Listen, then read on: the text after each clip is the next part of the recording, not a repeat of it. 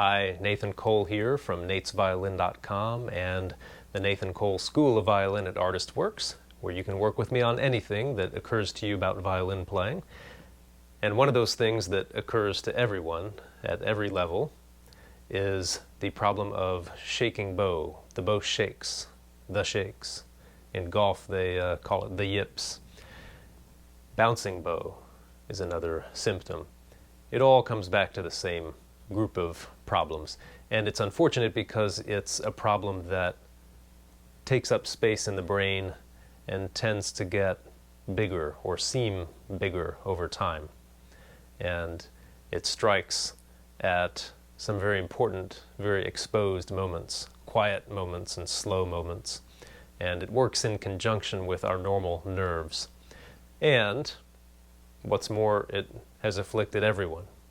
The very greatest of soloists through history, someone was there to see their bow shake, and at times to see it shake where they couldn't really get back on track, although the true greats always know how to get through such moments and keep their dignity. So just to be clear what we're talking about here, you're playing a very slow bow. It's almost always a down bow, isn't it? And somewhere in the bow,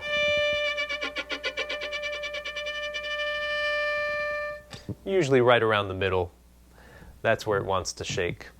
And as I say, it works with our normal nerves. Once it starts shaking, it wants to get worse, and we feel like we must be doing something horribly wrong, or even worse, that we're weak mentally.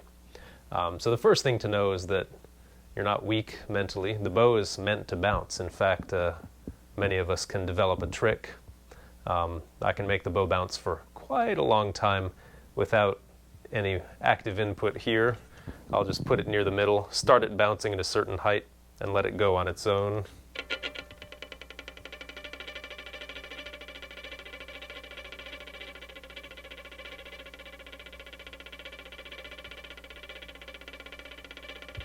Etc. all the way to the tip. I used to time that, but I can make it bounce for a long time. And that's because that's what the modern bow is designed to do. That's part of why it was redesigned by Twort and others. So once it gets started, it's true, it does want to keep bouncing, so there's nothing wrong with you if that happens. However, we don't want that to happen in much music. So there's a part of my bow, as I say, just before the middle, where that wants to start. And so let's take a closer look at what is happening there.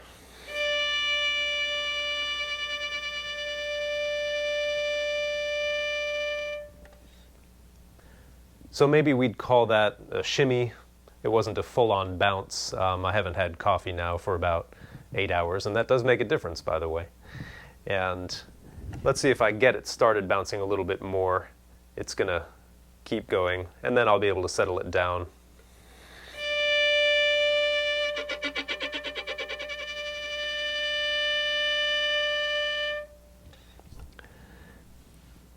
Now, I'll show you some measures that people sometimes try to take to alleviate the bow bouncing, because when it starts, there's kind of a panic mechanism that wants to take over.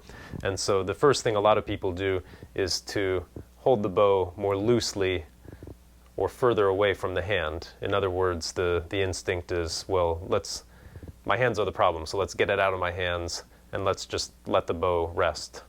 And as you already saw with my cool little trick, the bow is perfectly happy to keep bouncing if you give up all control. So having these long dangly fingers, there's basically nothing happening now with the bow, and it's going to do its thing. So that's in fact why I advocate in general to play with the bow closer to the hand, which means curved fingers that have flex in either direction. And if your bow starts bouncing, there's no exception. You keep the bow nicely in hand. Another thing that people will do, of course, is to play louder, which works wonderfully because you're giving the bow something to resist. You're able to apply some force to it and stick it closer to the string.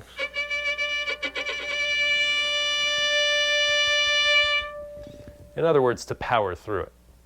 And that does work, but the whole reason you're here is because you don't want to play louder in those moments. You want to keep it soft and smooth. So, I have a secret move, which will no longer be secret. And if you think about that last example, the fact that you're putting some force or some resistance, that's a powerful concept. And if you watch my other video on soft starts and smooth bow changes, I have a dumbbell, and you see me able to raise and lower the dumbbell much more smoothly than I could a pencil, which is a tiny, delicate object. My hand wants to shake when I'm doing that. With the dumbbell, my arm and my hand are very smooth. That's because I'm giving my muscle something to do.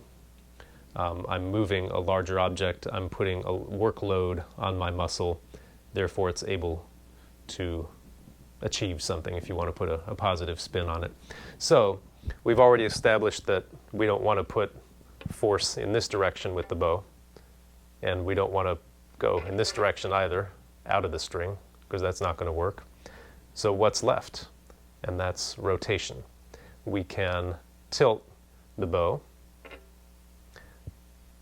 and there are a number of reasons to tilt the bow here. Most often we tilt the stick, and I prefer the word roll because I don't like to tilt my hand and tilt my arm to achieve that. I roll the stick in between the thumb and the fingers, and you can get a look at that motion here. So the hand and the fingers stay pretty much as they are. It's just the thumb that manipulates the tilt of the bow. And most often we tilt the stick away for smoothness of sound, for gradation. It's nice to use flat hair when you can. You get a great sound. Often, though, when we're playing soft, of course, we'll have the stick tilted away. That helps alleviate the bow bounce. So, but it won't get rid of it entirely. So, the secret move involves going even further with that idea and tilting the stick as far away as it can go, and then even trying to go further. And this gives the thumb and the muscles of the hand something to do. It puts a workload on them, which makes their motions smoother. So if you take a closer look here, I start with flat hair, and then I will roll the bow in the direction, I'll roll the bow stick away from me. And now you can see that that hair is coming into contact with my curved thumb. So it can't go any further. But that's fine. I'm going to continue trying to roll it further, which puts force or tension, a little bit of tension into my hand, and that's just what I want. Because now the bow doesn't press down any harder into the string, it just rolls or rotates into my thumb, and it can't go any further in that direction. I've introduced a little bit of workload into my hand, and now the bow can move smoothly but still softly. So here is where it would want to start shaking.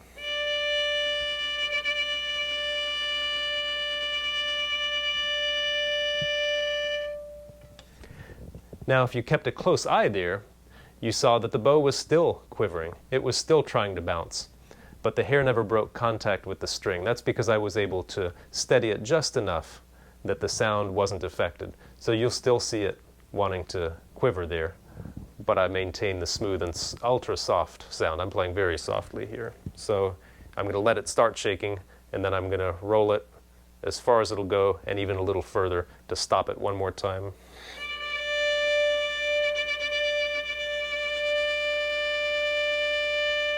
And again.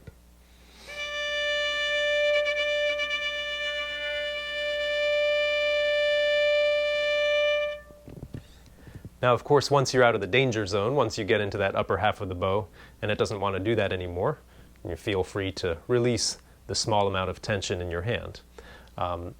This is a great move to just have, I like to say, in my back pocket.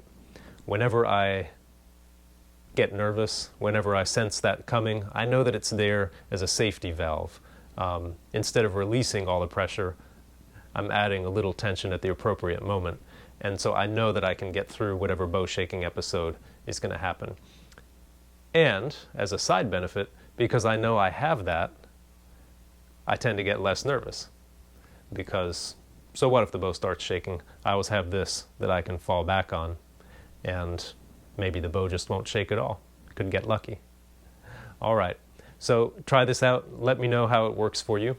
And you can work with me on this move, any move, and more importantly, any music you want to work on at my online school, nathancoleviolin.com.